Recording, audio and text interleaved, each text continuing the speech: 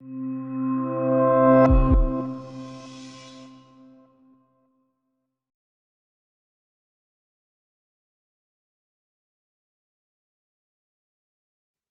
to Virtual Training and Troubleshooting with a Multimeter.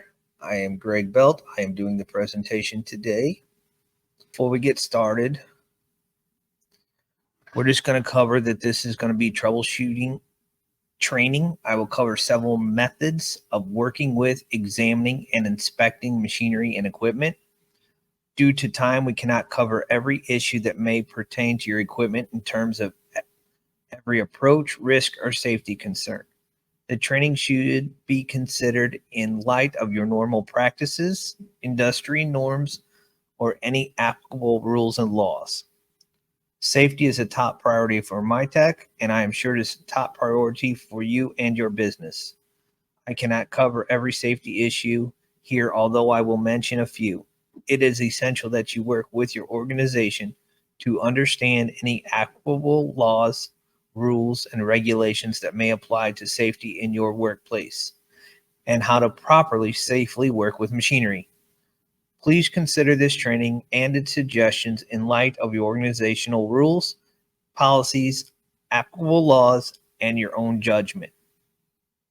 What we're going to cover, we will cover safety and PPE, what a meter is, and some suggestions on how to pick one. We're going to cover how to find drawings, labels and stickers, and other electrical troubleshooting information. We're going to discuss some available online resources to help with reading electrical schematics. And we're going to cover 4 different tests that can be completed with a multimeter. So before we get started, let's just look at a little bit of the PPE that is suggested or recommended. So here we have a pair of UL electrical standard gloves. These will cover any jewelry, or they will also keep you from getting stuck or poked or cut by anything inside the electrical box while we're reaching in there to do some tests. And we're going to be required to have a lockout tag out that is required by most companies for testing. And we can use that when we're not doing a live voltage test. So let's go over some meters and some meter readings.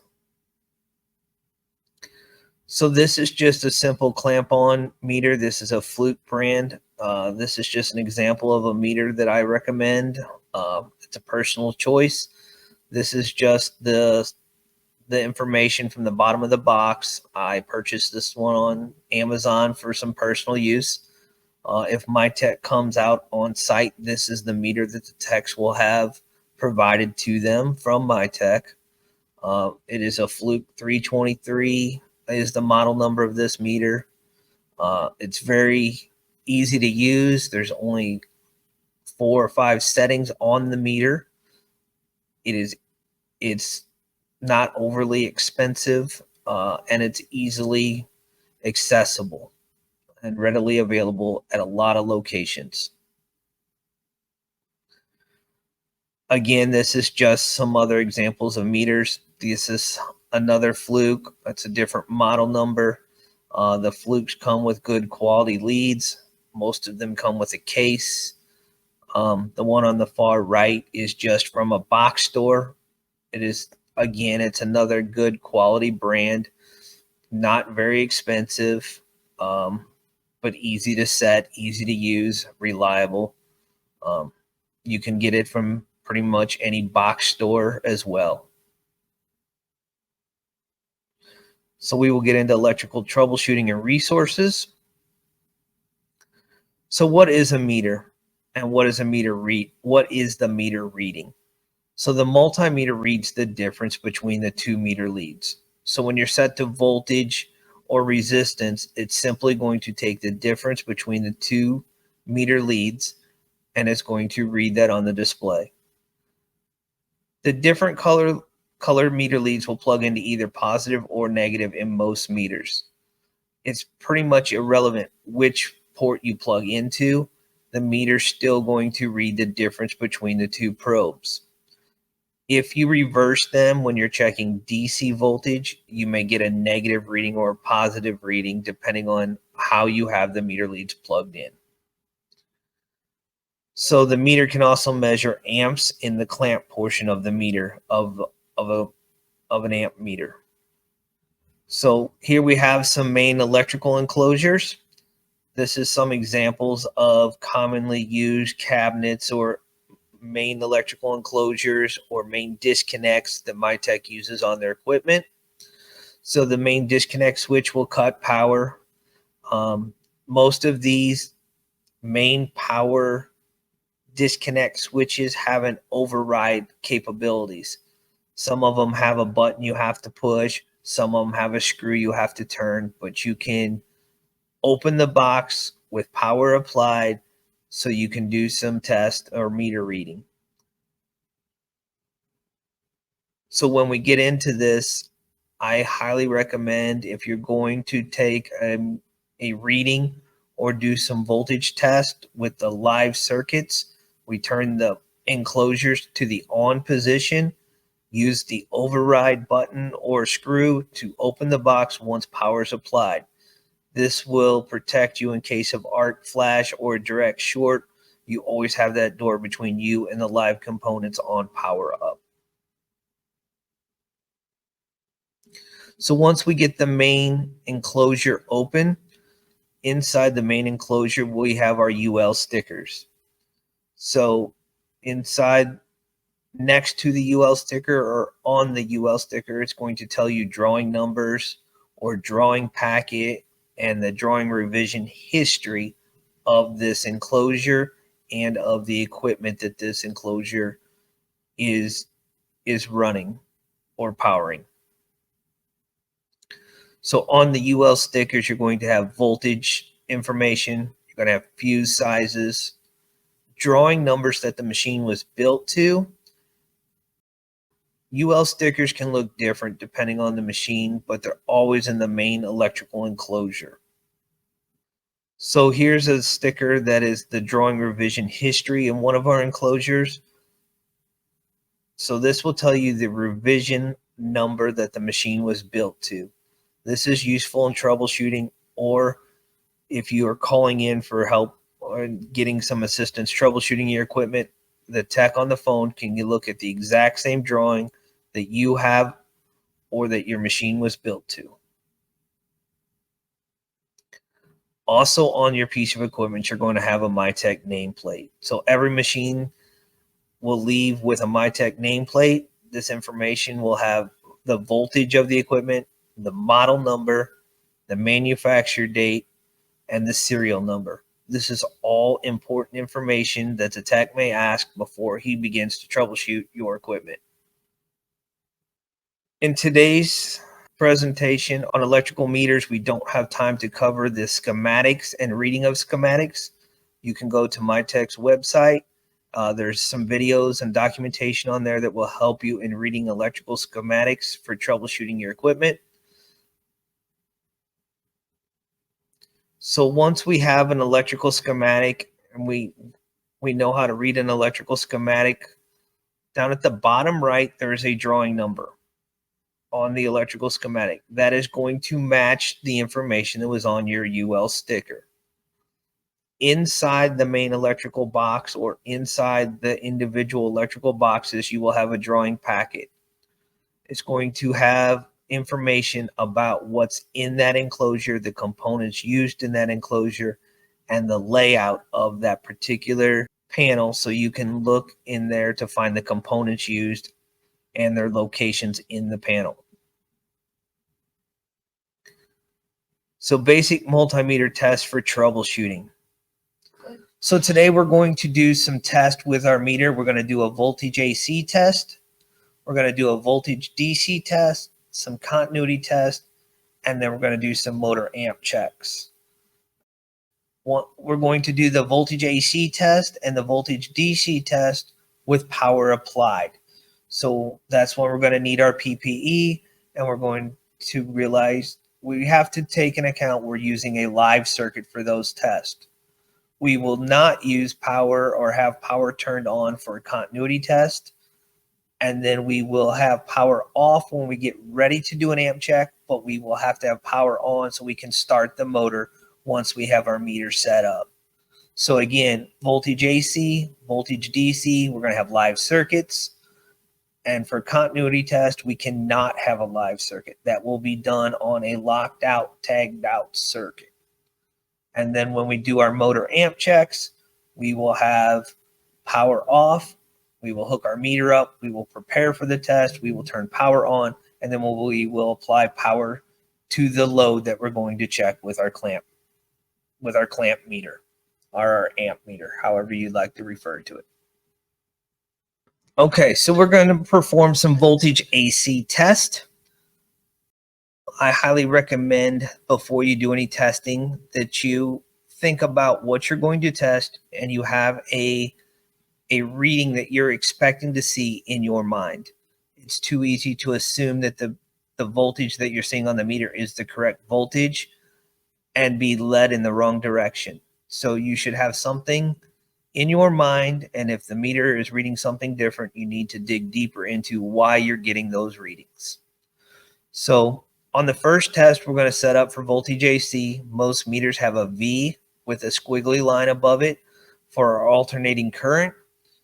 And we're going to take the 2 meter probes and we're going to start doing some tests. In the slide on the left, you can see I'm starting from the top of a fuse to a ground. And I'm going to read 120 volts on a live 120 volt circuit. So I'm supplying the fuse with 120 volts. I'm reading from the top of that supply to the ground, and my meter is going to read 120 volts. On the middle slide, I'm going to read from the top of 2 120 volt fuses. They are from the same 120 volt source. So my meter is going to read 0 because there is no difference in those 2 points that I am testing. They are both 120, but I do expect to see 0 because there is no difference in those 2 points on my meter. So on the slide on the right, or the third slide, if you look, I am at the top of a fuse and at the bottom of the fuse, and my meter is almost 0. It's 0.6 something. There is no real difference in voltage between those 2 points. So that fuse is good. It is passing the voltage through that fuse, making a 0 volt reading, which means there is no voltage difference between those 2 points, meaning I have a good fuse in that panel, in that spot that I'm testing. Again, I'm going to do another voltage AC test on a higher voltage circuit here. I am checking at a control transformer. I'm taking 2 legs of the 3-phase circuit. I'm checking up at the control transformer, and you can see my reader reads 240 volts. That is the difference between them 2 points, and that is the voltage before I step down for my control power. So if I was going to do some voltage DC test, I'm going to put my meter on the V with the straight line for direct current. Again, when I set my meter for DC or for AC or ohms or continuity, my meter is going to read the difference between the 2 points that I am testing with the probes or the meter leads. You can see on the left, I have the meter leads laying on top of each other. And you can see the reading I'm getting in the center. It's a direct short. Those meter leads are seeing each other. And you can see on the right, I don't have the meter leads touching anything. So I am open. I have an open circuit there waiting for some test or to read an ohms or continuity check. So now I'm using the ohm setting to check some fuses.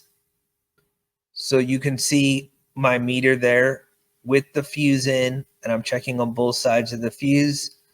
It's basically a direct short. That fuse is good. You can see the different reading. I'm an open circuit when I'm checking the fuse holder. I have no fuse in it in this photo or slide. That's representing a blown fuse. So you would be seeing the same thing, an open with a blown fuse, or a bad fuse or a missing fuse. And then if you have a good fuse in there, you're going to see continuity through that meter. So if we were going to do some amperage test or some amp readings, we would be using the clamp portion of the meter. But we need to know again what we expect to see on that meter. The amp portion of the meter would be used mostly to check a motor to see if we're pulling too much current or too many amps through that motor, normally tripping overloads or blowing fuses. So the information we need, just like the UL sticker for the motor itself, is on the motor. So you're going to have a motor nameplate.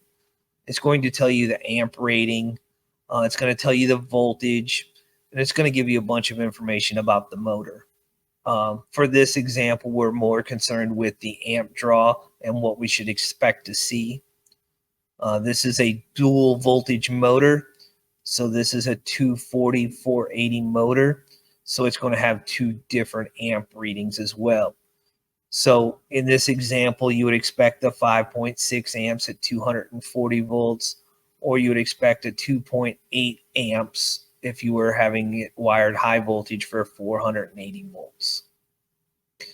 If we wanted to test amperage, what we would do is we'd open up the motor or go to the overload that runs that motor, or the wiring for that motor basically, and we're going to clamp the meter onto one of the power supply lines, and we're going to have it set to the amperage setting on the dial for our meter.